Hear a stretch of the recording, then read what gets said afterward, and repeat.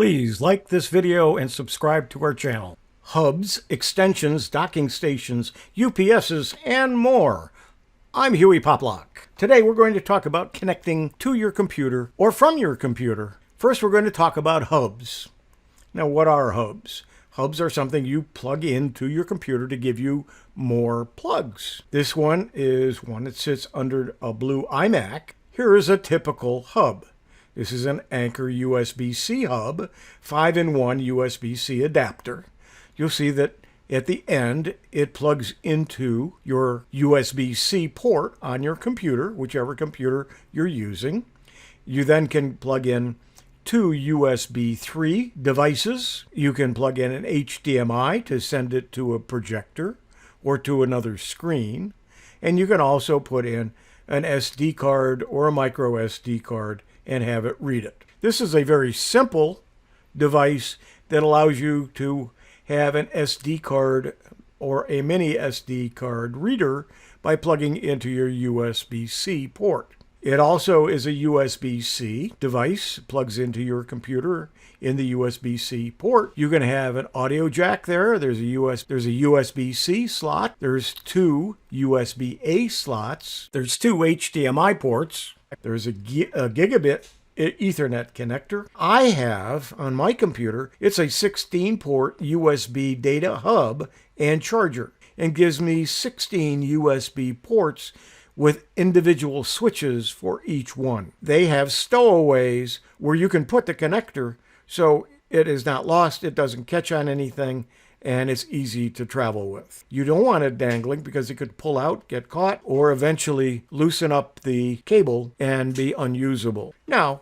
what about a docking station? Well, one of my computers, I had to purchase a docking station because one of my ports didn't work any longer. And so this is a USB docking station.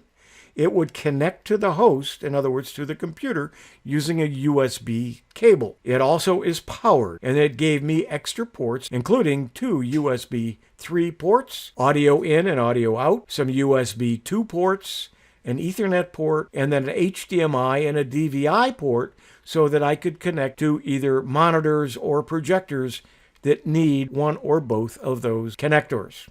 Now, what about an extension cord for your computer or for your devices? Here's one that's called an octopus. And what it does, it gives you 4 extensions from one plug, but they are individualized so that if you have to put a power block on them, they're not going to interfere with each other and block one of the connectors. Here is something that I've been using for years, and these are 1-foot extensions. This allows me to have several blocks on a power strip.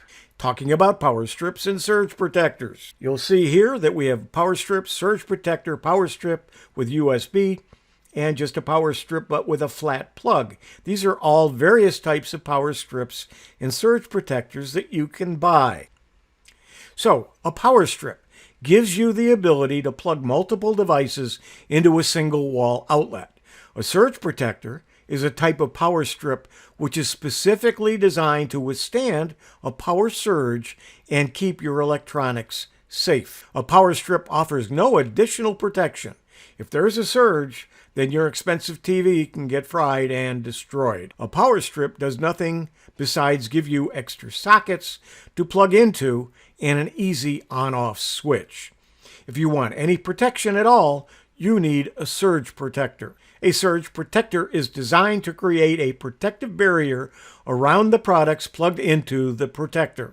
And you want to look for joules rating on the packaging. Only surge protectors will have this rating. Joules are a unit of measurement for energy, like watts or calories.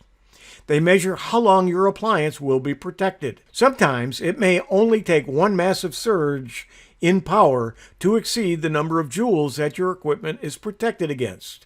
But sometimes it could take 10 or 15 little surges to do this. Keep in mind that the number of joules your power strip protects against works somewhat like a reservoir. When you initially purchase your surge protector, you may see a label of 2,000 joules, but this will deplete over time. As your surge protector takes hits from the power strikes, the level of protection will diminish. either in one massive strike or over time. An older surge protector may not be protecting you at all. What is an electrical power surge? An electrical power surge is a spike in your building's electrical current that usually lasts less than a second. Although a voltage surge is brief, it can cause damage to both your electronics and your appliances. In extreme cases, a power surge can even cause a fire. These spikes in power can occur for a few reasons. Faulty wiring. When you have faulty wiring that cannot withstand the electrical power of a voltage surge, you are more susceptible to them. High-powered devices turning on or off. When the motor of a high-powered device, like an air conditioning unit or a refrigerator, turns on, you may be subjected to a fluctuation in power. The lights may dim. Might be an indication of that. Lightning strike. A lightning strike can cause severe voltage surge, which can burn out TVs, computers, and so on. So, surge protectors are power strips that absorb excess power surges. A power strip is a power box with sockets to attach plugs. So, some tips on power strips. Surge protectors or power strips. What one are you trying to purchase? And make sure you know which one you're getting.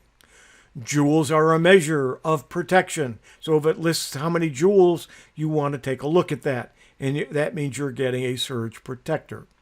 Some come with a warranty on your stuff. So if the surge gets through it and damages your device, you may be able to get it from that power strip company. Why you probably don't need a power conditioner. A power conditioner is different than a power strip or a surge protector.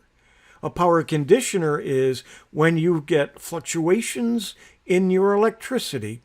In other words, like a brownout is a condition of power. You're still getting power, but you're not getting enough of it. And so some UPSs have power conditioning built into them. And so if you have that issue in your building or in your room or in your apartment, your home, you might want to consider a UPS that has power conditioning. Always get more outlets than you need right now because you're going to need them.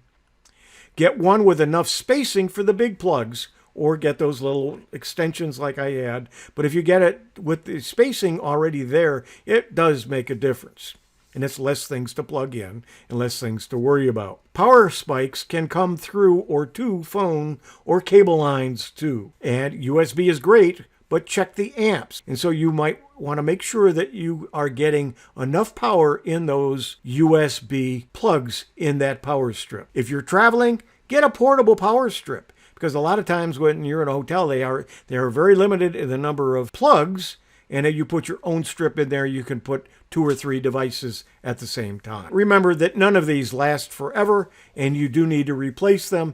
That old power strip or that old surge protector may need to be replaced. Now, we talked about joules. A joule rating tells you how much energy the surge protector can absorb and thus safely protect the equipment plugged into it.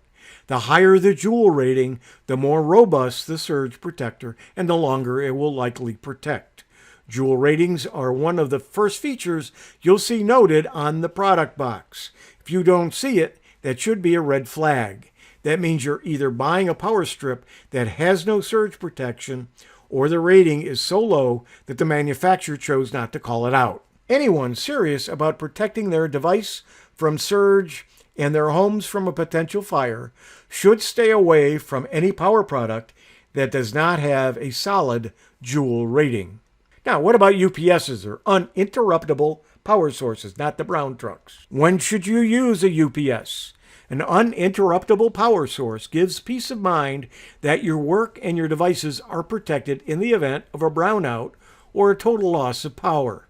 Many UPS devices allow multiple outlets for connecting your entire system or a number of important appliances or accessories. Consider using a UPS all the time for your desktop computer to ensure that you never suffer data loss.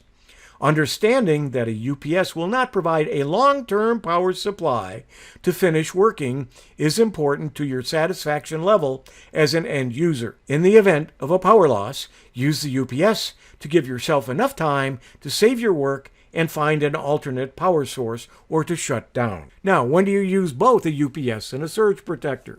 If you're trying to decide between a UPS and a surge protector, remember that you may not need both at the same time.